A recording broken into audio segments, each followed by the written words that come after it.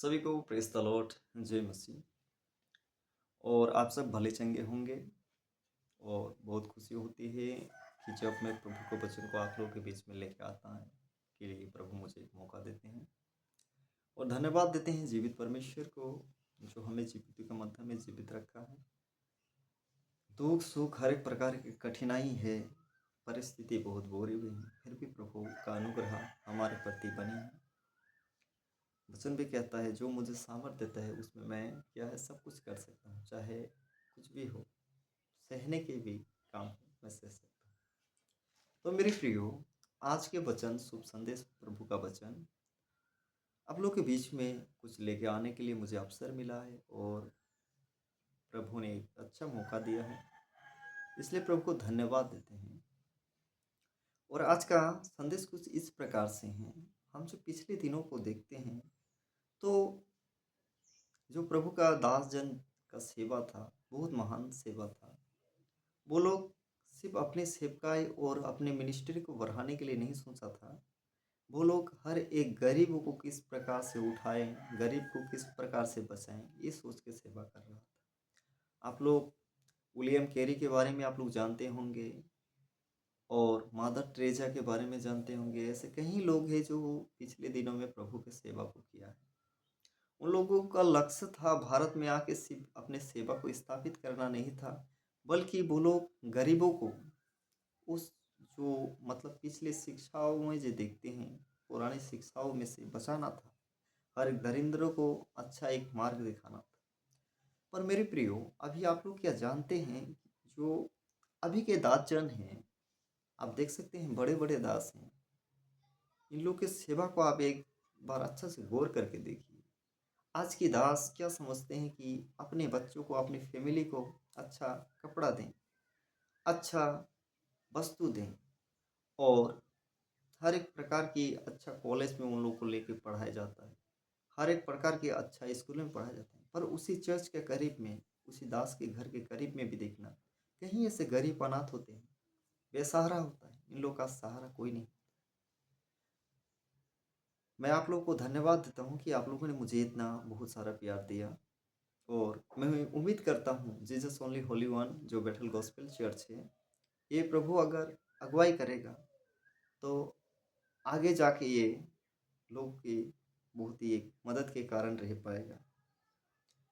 तो मेरे प्रियो, हमारे जीवन में क्या यही हमारा लक्ष्य है कि हम सिर्फ अपने में अपने लिए भागे? इस प्रकार से नहीं मेरे प्रियो, क्योंकि अभी सेवक दो प्रकार की हो चुकी हैं। एक प्रभु कहता है कि भेड़ के समान है और दूसरा अभी क्या है, बकरी के समान है। भेड़ क्या करता है? भेड़ कभी भी वो अकेला नहीं रहता। भेड़ हमेशा वो दूसरों की बात को सोचता है। वो अकेले के लिए नहीं सोचता, वो दूसरे के लिए अपने आस लगाता है।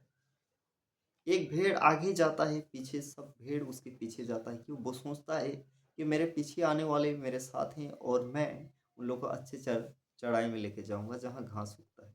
और बकरी क्या, आप लोग काफी दृष्टन देखे भी होंगे।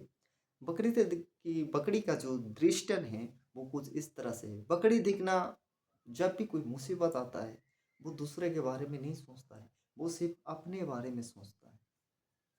तो मेरे प्रिय, मेरे कहने का मतलब ये है कि अभी का जो वर्तमान का समय है, जो दास जन का सेवा है, इस तरह से नहीं होना चाहिए। तो आइए हम लोग वचन से देखते हुए क्या कहता है कि अभी का दास और पुराने दास को लेते हुए एक युवक था, बहुत ही धनी था, ज्ञानी था। वो प्रभु यीशु मसीह से जाके सवाल करता है, उससे पूछता है कि इसमें क्या कहता है। और देखो एक व्यापक एक व्यवस्थापक उठा और ये कहकर उसकी परीक्षा करने लगा, हे गुरु, आनंद जीवन का वारिस होने के लिए मैं क्या करूं? हालेलुया। तो वो जाके कहने लगा कि मैं आनंद जीवन का वारिस होने के लिए मैं क्या करूं? पर आखिरी वक्त में हम लोग थोड़ा आते हैं। आखिरी वक्त में अगर हम देखते हैं इसकी 32 अध्याय, मतलब लूका अध्याय इसका 10 का अगर 31 से देखते हैं तो इस प्रकार से है। और ऐसा हुआ कि उसी मार्ग से एक याजक जा रहा था, परंतु उसे देख के कतरा कर चला गया। मतलब याजक जा रहा था। आज की परिस्थिति में आप देखना बहुत बड़े-बड़े दास हैं। इन लोग के कार कितना 25 लाख 30 लाख के करीब में होते हैं। कोई-कोई तो और भी महँगा होगा, मुझे पता नहीं है। पर उन लोगों के जाते हुए इस दासों को देखना चाहिए कि उस एरिया में क्या है। उस एरिया में क्या है कि कहीं गरीब तो नहीं है, कहीं बंजारे तो नहीं है, किसी का पास खाना है कि नहीं, ये देखने के लिए बहुत ज़रूरी है। और 32 में कहता है, इसी रीति से एक लेवी उस जगह पर आया और वो भी उसे देखकर कतरा कर चला गया। हालेलुया। तो परमेश्वर का जो वचन है, देखना कि आज की जो ये वचन जो लिखा है, प्रभु यीशु मसीह ने जो दृष्टन किया है, पूरा फील बैठता है इसमें। किसी चीज़ में इसे घटाने की कोई ज़रूरत नहीं है। और आगे कहता है, परंतु 33 अध्याय कहते हैं, परंतु एक सामरी यात्री वहां आ निकला और उसे देखकर तरस खाया।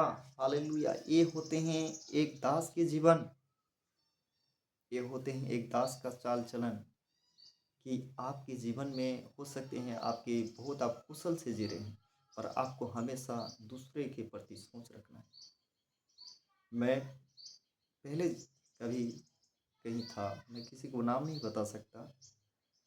मैं खुद देखा हूँ मेरे प्रियो कि इतना गरीब, इतना लाचार होते हैं, रात में कपड़े नहीं होते, ठंडे में नहीं होते। परंतु मैं प्रभु से मैं माफ़ी चाहता हूँ, क्योंकि मैं इजाज़त नहीं था, मैं गेट से बाहर नहीं जा सकता था, नहीं तो मैं उन लोग को मदद ज़रूर कर पाता। पर खुदाबंद बाप को धन्यवाद देता हूँ कि अभी मैं प्रभु के तरफ से, इंसान की तरफ से स्वतंत्र हूँ और थोड़ा बहुत लोगों की मदद कर पाता हूँ। तो इसी तरह से अगर हम देखते हैं, अगर इसी रीति से अगर चलता रहा तो मेरे प्रियो, हम कभी भी आगे नहीं बढ़ पाएंगे और परमेश्वर का जो राज्य है ना, और हमारे जीवन में कभी पूरा नहीं हो पाएगा। ये बिल्कुल मतलब खाली पड़ जाएगा। ये उस बकरी के समान है जो हम दूसरे की चिंता नहीं करते हैं। आखिरी न्याय में भी प्रभु यीशु कहता है, अगर हम मत्ती का उसका 25 अध्याय 35 और 36 को देखते हैं तो क्या कहता है, उसमें भी इसी प्रकार से कुछ कहता है। आज अगर आप किसी गरीब का, किसी अजनबी का मदद करते हैं ना, तो परमेश्वर एक दिन न्याय का दिन आपको उसका प्रतिफल देगा। तो इस वचन में भी कुछ इसी प्रकार से कहते हैं। जब हम मत्ती अध्याय इसका 25 का 36 35 और 36 को देखते हैं तो क्या कहता है, क्योंकि मैं भूखा था, हालेलुया, और तुमने मुझे खाने को दिया, आमीन। मैं प्यासा था और तुमने मुझे पिलाया। मैं परदेसी था और तुमने मुझे अपने घर में ठहराया। मैं नंगा था और तुमने मुझे कपड़े पहनाए। मैं बीमार था और तुमने मेरी सुधि ली। मैं बंदीगृह में था और तुमने मुझसे मिलने आए। आज आपकी जीवन क्या इस वचन के आधार में है? आप क्या दूसरे के प्रेम को, दूसरे का तकलीफ जो है, दूसरे का सताव है, आप अपने आप में महसूस कर पाते हैं? तो कृपया अगर इस तरह से नहीं है तो अपने आप को चेंज कीजिए। मैं ऐसे कई महान दासों की गवाही सुन चुका हूँ। वो लोग पुराने बहुत थे, वो अक्सर, वो बहुत आखिर में बहुत अमीर बन गया था। शायद वो ऑस्ट्रेलिया या फिर अमेरिका का दास था, मुझे पता नहीं। उसके गवाही कुछ इस तरह से था, वो जब भी घर आता था पुराना अपना चादर को देखता था, वो देख के ये महसूस करता था कि मैं पिछले दिनों में क्या था, क्या मैं उसी रीति से चलता हूँ कि नहीं।